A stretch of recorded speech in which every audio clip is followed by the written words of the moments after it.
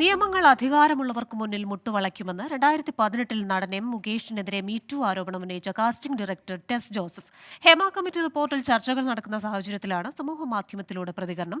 കൊടീശ്വരൻ പരിപാടിയിൽ പ്രവർത്തിക്കുന്നതിനിടെ മുകേഷ് മോശമായി പെരുമാറിയെന്ന് 2018 ടെസ് വെളിപ്പെടുത്തിയിരുന്നു. യുവതിയെ താൻ കണ്ടിട്ടുപോലുമില്ലെന്നും ആരോപണത്തിന് പിന്നിൽ രാഷ്ട്രീയ ഗൂഢാലോചനയാണെന്നും MLA കൂടിയായ മുകേഷ് പ്രതികരിച്ചു. കണ്ടിട്ടില്ലെന്ന് ഞാൻ ഇതിപ്പോഴല്ലെന്ന് 6 കൊല്ലം മുമ്പ് 2018 പറഞ്ഞപ്പം തന്നെ ഞാൻ പറഞ്ഞു, എനിക്ക് ഓർമ്മയില്ല. ഫോൺ വിളിച്ചു രാത്രിയിൽ പല പ്രാവശ്യം, ഒരു പ്രാവശ്യം പോലും ഞാൻ എടുത്തില്ല. എടുക്കാതെ ഞാനാണോ ഇല്ലയോ എന്ന് എങ്ങനെ അറിയും? അങ്ങനെയുള്ള ബാലിശമായിട്ടുള്ള കാര്യങ്ങളൊക്കെ അന്നേ പോയതാണ്. പിന്നെ ഇപ്പോൾ എടുക്കുന്നതെന്ന് പറഞ്ഞാൽ നിങ്ങൾ കാശ് മുടക്കി അവിടെ ചെന്നിട്ട് ഇങ്ങനെ വന്നിട്ട് പ്രൊവോക്ക് ചെയ്തിട്ട് പിന്നെ അവരെ കൊണ്ട് എന്തെങ്കിലും, ഇതൊക്കെ ഈ രാഷ്ട്രീയമൊക്കെ നമുക്കറിയാം. അതല്ല, അതൊക്കെ സാമൂഹിക മാധ്യമം. അന്നെന്താ അവർ പറഞ്ഞത്? ഇതേ കണക്കുള്ള ഞാൻ എൻ്റെ ഒരു ഫേസ്ബുക്കിനകത്ത് എൻ്റെ ഒരു ഓർമ്മ എഴുതി. അതല്ലാതെ ഇതിനകത്ത് പൊളിറ്റിസൈസ് ചെയ്യാനോ മറ്റൊന്നൊന്നും എനിക്ക് ഉദ്ദേശമില്ലെന്ന് പറഞ്ഞിട്ട് ഇവര് പല ആൾക്കാരും കാശ് കൊടുക്കാൻ വരെ തീരുമാനിച്ചു എന്നൊക്കെയാണ് അന്ന് ഞാൻ കേട്ടത്. എനിക്ക് അതിനകത്ത് വേറെ യാതൊന്നും പറയാനില്ല. ഇത് ടാർഗറ്റ് തന്നെ. ഇത് എല്ലാവർക്കും മനസ്സിലാവുന്ന ടാർഗറ്റാ. CPM-ന്റെ അന്ന് 26 കൊല്ലം മുമ്പ് നടന്നതല്ലേ. എന്നാ പിന്നെ ഒന്നുകൂടി ഇരിക്കട്ടെ. ആരാന്ന് എനിക്ക് അറിഞ്ഞൂടാ. എന്തായാലും ഭരണകക്ഷി ആയിരിക്കത്തില്ലല്ലോ. വിശദാംശങ്ങളുമായി വിഷ്ണു സുരേഷും അരുൺരാജും ചേരുകയാണ്. ആദ്യം വിഷ്ണു സുരേഷിലേക്ക്. വിഷ്ണു, ഒരു നിസ്സഹായതയുടെ കാലത്ത് നടത്തുന്ന ഒരു പോസ്റ്റ് എന്ന രീതിയിലാണ് ഇന്നിപ്പോൾ ടെസ് ജോസഫിന്റെ ഇൻസ്റ്റഗ്രാം സ്റ്റോറി വന്നിരിക്കുന്നത്. അതിൽ ഈ നിയമ സംവിധാനങ്ങൾ അത് നീതി നൽകുന്നില്ല. കാരണം അതൊക്കെ നിയന്ത്രിക്കപ്പെടുന്നത്, അവകാശങ്ങൾ പോലും തീരുമാനിക്കപ്പെടുന്നത് എവിടെയൊക്കെയോ ഇരുന്ന് നിശ്ചയിക്കപ്പെടുന്ന ചില ആൾക്കാർ ചെയ്യുന്നതാണ്. അപ്പോൾ നമുക്കിതിലൊന്നും, സാധാരണ പൗരന് ഇതിലൊന്നും യാതൊരു പരിഗണനയിൽ ലഭിക്കുന്നില്ല എന്നൊക്കെയുള്ള തരത്തിലാണല്ലോ ഫേസ്ബുക്ക് പോസ്റ്റ്, ഇൻസ്റ്റഗ്രാം സ്റ്റോറി. ഇതിനെ നമുക്ക് 2018 ആരോപണവുമായി കണക്ട് ചെയ്യാമോ? ക്രിസ്റ്റീന, തീർച്ചയായും 2018 വളരെ ദയനീയ അവസ്ഥയിൽ നിന്നാണ് ടെസ് ജോസഫ് എന്ന ട്വിറ്റർ പോസ്റ്റ് ചെയ്തത്. അതിലവർ പറഞ്ഞത് കൊടീശ്വരൻ പരിപാടിയുമായി ബന്ധപ്പെട്ടുള്ള അണിയറ പ്രവർത്തകയായിരുന്നു താൻ. അതിൻ്റെ അവതാരകനായിരുന്നു മുകേഷ്. ആ മുകേഷ് ഹോട്ടൽ മുറിക്ക് സമീപം വെച്ച് തന്നോട് മോശമായി പെരുമാറി. താൻ അതിൽ വിസമ്മതിച്ചു. പിന്നീട് ഈ മുകേഷ് ഈ ഷോ ഡയറക്ടറോട് നിർബന്ധം പറഞ്ഞ് തന്നെ മുകേഷിൻ്റെ റൂമിന് സമീപത്തുള്ള റൂമിലേക്ക് മാറ്റി എന്നുള്ളതായിരുന്നു അന്നത്തെ ആ പ്രതികരണം, അന്നത്തെ ആ ട്വീറ്റ്. അത് അന്ന് വലിയ ചർച്ചയാകുകയും ചെയ്തു. മുകേഷ് അന്ന് നിരസിക്കുകയും ചെയ്തു. പക്ഷേ അതിന്മേലൊരു വിശദമായൊരു ചർച്ച ഉണ്ടായില്ല എന്നുള്ളത് സത്യമാണ്. അവർ, ഞാൻ മനസ്സിലാക്കുന്ന, പരാതി അടക്കം നൽകിയിട്ടുണ്ടോ എന്നുള്ള കാര്യത്തിൽ ഒരു സംശയമുണ്ട്. പക്ഷേ അവർ പല പ്ലാറ്റ്ഫോമുകളിൽ ഈ വിഷയം ഉന്നയിച്ചു. അമ്മ അടക്കമുള്ള ആളുകൾ ഈ വിഷയം ചർച്ച ചെയ്യാനോ വളരെ ലാഘവത്തോടെ തള്ളിക്കളഞ്ഞിരുന്നു. ഈ മീറ്റു വിഭാഗത്തെ അല്ലെങ്കിൽ അത്തരം സംഭവങ്ങളെയൊക്കെ അമ്മ വളരെ കാഷ്വലായാണ് ആ ഘട്ടത്തിലൊക്കെ എടുത്തിരുന്നത്. 2021 രേവതി സമ്പത്ത് സിദ്ദിഖിനെതിരെ പരാതി ഉന്നയിച്ചിരുന്നു. അപ്പോഴും അതേ നിലപാട് സ്വീകരിച്ചു. പക്ഷേ ഇപ്പോൾ അങ്ങനെയല്ല സാഹചര്യം. അമ്മയിൽ കുറേ മാറ്റം സംഭവിച്ചിട്ടുണ്ട്. അതിൻ്റെ പശ്ചാത്തലത്തിലാണ് സിദ്ദിഖിൻ്റെ അടക്കം രാജി വന്നത്. അതുകൊണ്ട് തന്നെ നമ്മൾ ഇപ്പോഴും കരുതുന്നത് 2018 ടെസ ജോസഫിന് നിഷേധിച്ച നീതി അത് ഒരു പക്ഷേ 2024 എത്തുമ്പോൾ അത് അങ്ങേയറ്റം ഒരു വലിയ ചർച്ചയ്ക്കെങ്കിലും വഴി തുറക്കും എന്നൊരു പ്രതീക്ഷ നമ്മൾ പങ്കുവെക്കുന്നുണ്ട്. പക്ഷേ ആ പ്രതീക്ഷ അവർക്കില്ല. അവർ പറയുന്നത് നിയമങ്ങൾ എപ്പോഴും കാശുള്ളവർക്ക് മുൻപിൽ മുട്ടുമടക്കും, അധികാരമുള്ളവർക്ക് മുൻപിൽ മുട്ടുമടക്കും. തൻ്റെ കാര്യത്തിലും അത് തന്നെ സംഭവിച്ചു എന്നുള്ളതാണ്. ഒരു പക്ഷേ അതിൽ കൂടുതൽ ചർച്ചകൾ ആ വിഷയത്തിൽ ഉണ്ടാകുമെന്ന് നമ്മൾ ഈ ഘട്ടത്തിൽ പ്രതീക്ഷിക്കുന്നു. അവർ ഔദ്യോഗികമായൊരു പ്രതികരണം, ഒരുപക്ഷെ ചാനലുകൾക്ക് മുമ്പിൽ തന്നെ ഔദ്യോഗികമായൊരു പ്രതികരണം അവരുടെ ഭാഗത്ത് നിന്ന് ഉണ്ടാകും. ഇതിൽ അങ്ങനെ ഒഴിഞ്ഞു കഴിഞ്ഞു പോകാൻ നമ്മളിപ്പം ഇപ്പോൾ ജബി മേത്തർ MP കൂടി ചേരുകയാണ്. ശ്രീമതി ജബി മേത്തർ, ഈ വരുന്ന വെളിപ്പെടുത്തലുകൾ ഇതൊക്കെ ശ്രദ്ധിക്കുന്നുണ്ടല്ലോ, ഏത് രീതിയിലാണ് ഇതുമായി പ്രതികരിക്കുന്നത്? കാരണം ഇപ്പോൾ ഈ ടെസ് ജോസഫിന്റെ പ്രതികരണമാണെങ്കിൽ പോലും നിയമ സംവിധാനത്തിൽ ആരൊക്കെയോ ഇരുന്ന് എവിടെയൊക്കെയോ തീരുമാനിക്കപ്പെടുന്ന ചില നിയമങ്ങൾ, അത് ഈ അവകാശങ്ങൾ പോലും അങ്ങനെ തീരുമാനിക്കപ്പെടുന്നു. ഇതിൽ എന്ത് വിശ്വാസ്യതയാണുള്ളത്, ആരെയാണ് വിശ്വസിക്കേണ്ടത് എന്നൊക്കെയുള്ള ചോദ്യങ്ങളാണ് ഇവർ ഉന്നയിക്കുന്നത്. വിശ്വാസ്യത ഇല്ലാതായത് തന്നെ കേരളത്തിന്റെ മുഖ്യമന്ത്രിയുടെ ആദ്യ പ്രതികരണം, ഇനി എന്തെങ്കിലും ഒരു കംപ്ലൈന്റ് കൊടുത്താൽ അത് അന്വേഷിക്കാം, നടപടിയെടുക്കാം എന്ന് പറയുന്നിടത്ത് തന്നെ ഈ ഹേമ കമ്മിറ്റി റിപ്പോർട്ടിന്റെ വിലയും വിശ്വാസ്യതയും എല്ലാം നഷ്ടപ്പെട്ട കാര്യമാണ്.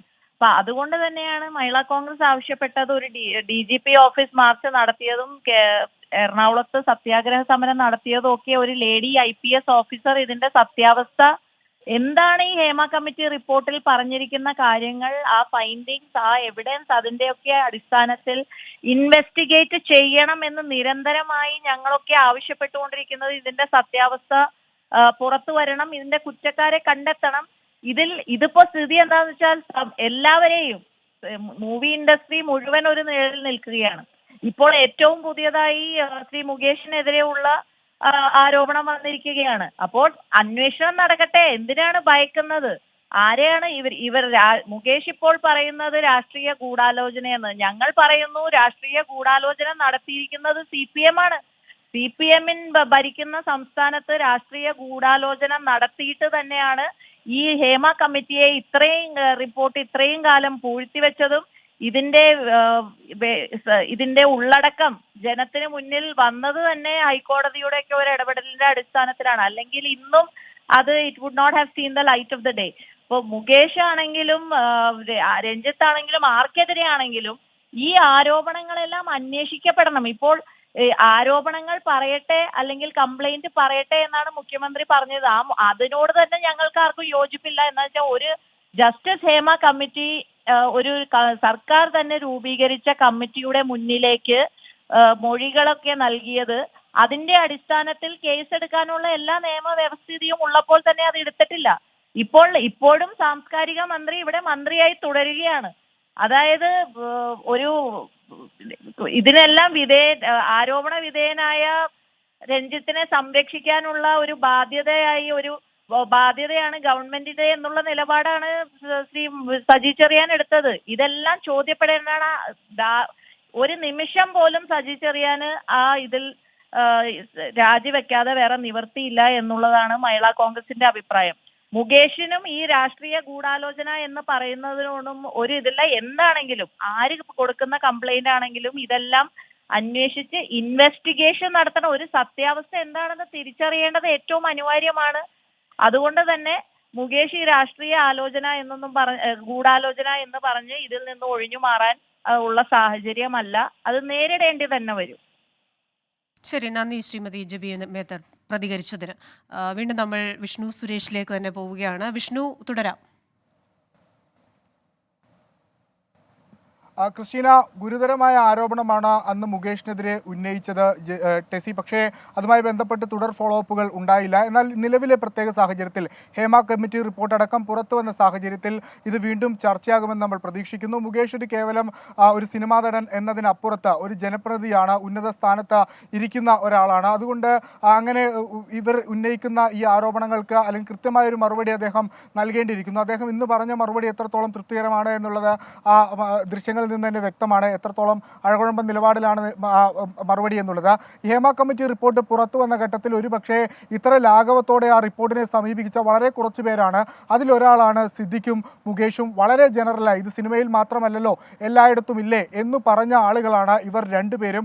അതിൽ ഒരാൾ നിലവിൽ രാജിവെച്ചിരിക്കുന്നു, മറ്റൊരാൾക്കെതിരെ വീണ്ടും ഒരു ആരോപണം ഉയർന്നു വന്നിരിക്കുന്നു. 2018 ഉയർന്നു വന്ന ആരോപണമാണ്. ആ ആരോപണം കൂടുതൽ ശക്തമായി ഈ 2024 ചർച്ച ചെയ്യാൻ പോകുന്നു എന്ന് തന്നെയാണ് നമ്മൾ ഈ ഘട്ടത്തിൽ വിഷ്ണു, നമുക്ക് അരുൺരാജിലേക്ക് കൂടി പോകേണ്ടതായിട്ടുണ്ട്.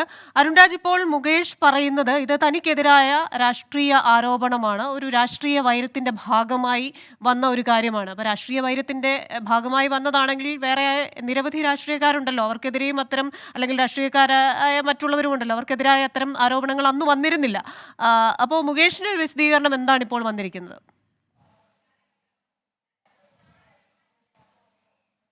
ക്രിസ്റ്റീന, ഇതുമായി ബന്ധപ്പെട്ട വിശദീകരണം തേടാൻ മുകേഷിന്റെ വീട്ടിൽ പോയപ്പോൾ തന്നെ അദ്ദേഹം ഒരു ഒരു ഉദ്ദേശത്തോടെ തന്നെയാണ് പ്രതികരിച്ചത്. ആദ്യഘട്ടത്തിൽ തന്നെ എന്താണ് മാധ്യമപ്രവർത്തകർ ഇവിടെ തനിക്ക് പറയാനുള്ള കാര്യങ്ങൾ നേരത്തെ തന്നെ പറഞ്ഞതാണ് എന്നതായിരുന്നു അദ്ദേഹത്തിന്റെ ആദ്യ മറുപടി. പക്ഷേ അദ്ദേഹത്തോട് ഈ പുതിയ ആരോപണം, അതുമായി ബന്ധപ്പെട്ട കാര്യങ്ങൾ ചോദിച്ചപ്പോൾ അദ്ദേഹം പറഞ്ഞത് ഇത് മാധ്യമങ്ങൾ കുത്തിപ്പൊക്കിക്കൊണ്ട് വന്നതാണ്, മാധ്യമങ്ങൾ വലിയ ചിലവിട്ട് ഇവരെ കൊണ്ടുവരികയാണ് എന്നതാണ്. പക്ഷെ അപ്പോഴും കൃത്യമായി തന്നെ നമ്മളത് പറഞ്ഞു, ഇത് ഞങ്ങൾ തന്നെ കൊണ്ടുവന്നതല്ല, അല്ലെങ്കിൽ മാധ്യമങ്ങൾ മുന്നോട്ട് വെച്ചതല്ല, സാമൂഹ്യ മാധ്യമത്തിൽ വീണ്ടും ഒരു കുറിപ്പായി തന്നെ മുന്നോട്ട് വന്നതാണ്. ഇക്കാര്യത്തിൽ താങ്കൾ താങ്കൾക്കെതിരെയുള്ള ആരോപണത്തിൽ താങ്കൾക്ക് എന്താണ് പറയാനുള്ളതെന്ന് ചോദ്യത്തിന് എം മുകേഷിന്റെ മറുപടി ഇങ്ങനെയായിരുന്നു: ഇതൊരു ആരോപണം മാത്രമാണ്, ഈ ആരോപണത്തിന് കഴമ്പില്ലെന്ന് നേരത്തെ തന്നെ തെളിഞ്ഞതാണ്, ഇതുമായി ബന്ധപ്പെട്ട് തനിക്ക് പറയാനുള്ളതെല്ലാം നേരത്തെ തന്നെ പറഞ്ഞതാണ്, ഈ സ്ത്രീയെ താൻ കണ്ടിട്ടില്ല, ഈ ആരോപണം ഉന്നയിച്ച യുവതിയുമായി തനിക്ക് യാതൊരു വിധത്തിലുള്ള ബന്ധമില്ലെന്ന് അടിവരയിട്ട് മുകേഷ് ഉറപ്പിക്കുന്നു, മുകേഷ് പറയുകയും ചെയ്യുന്നു.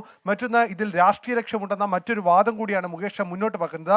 മുകേഷ് ഇതിൽ പറയുന്നത് ഒരു രാഷ്ട്രീയ ലക്ഷ്യം ഇതിലുണ്ട്, താനൊരു CPIM കാരനായ MLA ആണ്, ആ MLA-ക്കെതിരെയുള്ള നീക്കമാണ് ഇതിന്റെ ഭാഗമെന്നാണ്. അപ്പോൾ ഞാൻ ചോദിച്ച ഒരു ചോദ്യം, താങ്കൾക്കെതിരെയുള്ള ഈ ആരോപണം ഏത് പക്ഷത്താണ്, പ്രതിപക്ഷമാണോ എന്നാണ് ഇതിന് പിന്നിലെന്ന ചോദ്യത്തിന് അദ്ദേഹം അതിന് വളരെ തന്ത്രപൂർവ്വം പറഞ്ഞ മറുപടി, എന്തായാലും ഭരണപക്ഷമാകാൻ മറുപടി സാധ്യതയില്ല, പ്രതിപക്ഷം തന്നെയാണല്ലോ എന്നുള്ളതായിരുന്നു അദ്ദേഹത്തിന്റെ മറുപടി. അതായത് ഇതിലൊരു രാഷ്ട്രീയ ലക്ഷ്യമുണ്ട്, രാഷ്ട്രീയ പകപോക്കലാണ് തന്നോടുള്ളത് എന്നുള്ളതാണ് അദ്ദേഹം പറയുന്നത്. അതിന് ചുവട് പിടിക്കുന്നത് 2018 ഈ ആരോപണം ആദ്യമായി വരുന്നത് എന്നുള്ളതാണ് അദ്ദേഹം ആദ്യം അടിസ്ഥാനമായി ഇതിനെ പറയുന്നത്. പിന്നീട് ഈ ആരോപണം കേട്ടുകേൾവി പോലും ഇല്ലായിരുന്നു. പിന്നീട് ഈ സാഹചര്യത്തിൽ ഈ ആരോപണം പിന്നീട് വീണ്ടും എങ്ങനെ കുത്തിപ്പൊങ്ങി വന്നു എന്നുള്ള ചോദ്യമാണ് അദ്ദേഹം മുന്നോട്ട് വെക്കുന്നത്. അപ്പോഴും നമ്മൾ പറഞ്ഞു, ഈ രേവതി സമ്പത്ത് അടക്കമുള്ളവർ മുന്നോട്ട് വെച്ച ആരോപണങ്ങൾ ആദ്യഘട്ടത്തിൽ അമ്മയ്ക്ക് മുമ്പിലേക്ക് എത്തിയതാണ്. പക്ഷെ അന്നൊന്നും വരാത്ത കാര്യങ്ങൾ പിന്നീട് നടപടിയായി ഇപ്പോഴും വീണ്ടും വരുന്നു. സിദ്ദിഖിന്റെ രാജിയടക്കം ഉണ്ടാവുകയും ചെയ്യുന്നു. അദ്ദേഹം പറഞ്ഞത് എന്തായാലും താൻ രാജിവെക്കാൻ ഉദ്ദേശിക്കുന്നില്ല, താൻ രാജിവെക്കാൻ ഉദ്ദേശിക്കുമെന്ന് ആരും കരുതുകയും വേണ്ട, എന്തായാലും ഇത് CPIM MLA-ക്കെതിരെയുള്ള നീക്കമാണ്, CPIM-കാരനായതുകൊണ്ട് മാത്രമാണ്, ഇതിന്റെ ഉദ്ദേശം എന്താണെന്ന് തനിക്ക് വ്യക്തമായി അറിയാം എന്നുള്ള ഒരു രാഷ്ട്രീയ ഒരു മറുപടിയാണ് അദ്ദേഹത്തിന്റെ ഭാഗത്ത് നിന്ന് ഇന്നുണ്ടായിട്ടുള്ളത്. ക്രിസ്റ്റീന, ശരി, ഈ വാർത്തയിലേക്ക് തന്നെ നമുക്ക് തിരികെ എത്താം. ചെറിയൊരു ഇടവേളയാണ്.